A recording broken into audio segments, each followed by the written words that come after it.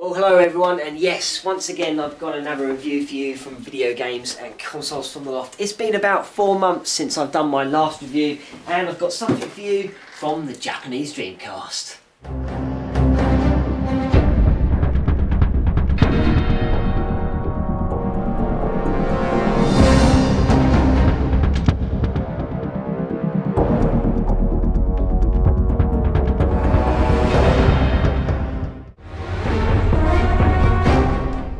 Well yes, today we're taking a look at the Pop and Controller and Pop and 2 or Pop and 2 music game, which as a series and a game was only ever released in Japan and Asia.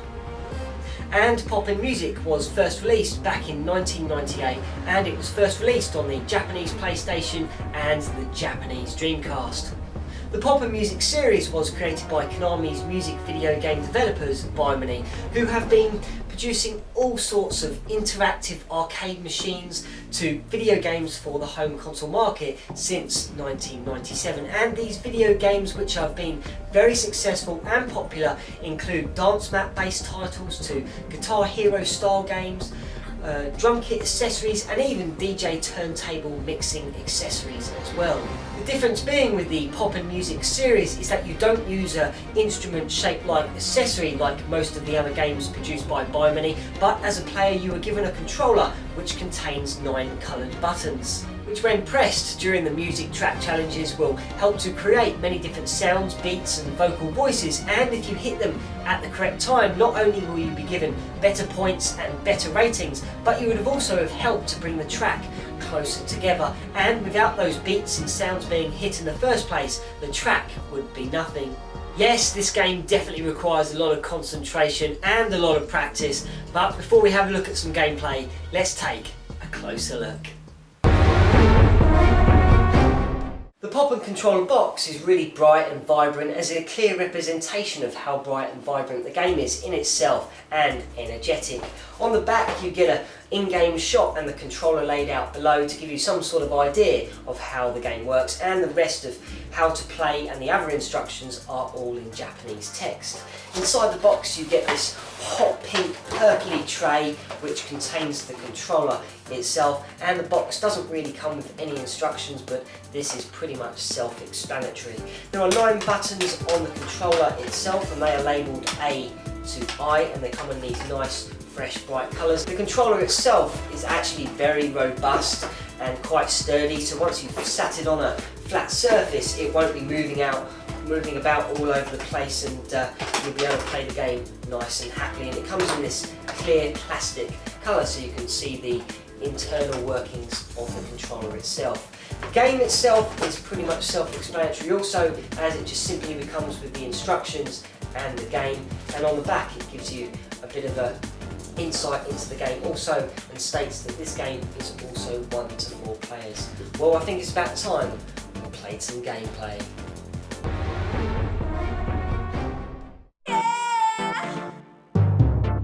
Let's get moving. Let me feel the ground shake. So welcome to Pop and Music 2. Once the funky music has subsided, you can start using the main menu and start getting to grips with this really fun game.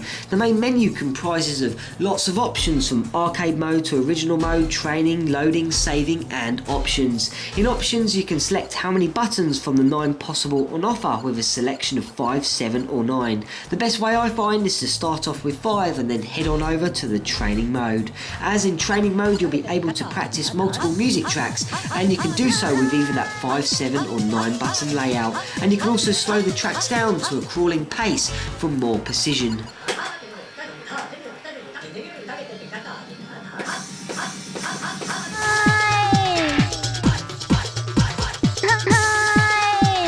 Once you've gotten to grips with the layout of the buttons and their corresponding positions on the screen, why not head on over to the original or arcade modes, where you have to score as many points as you possibly can, and to do so you have to make sure you hit each of the coloured buttons represented on the screen at the correct time.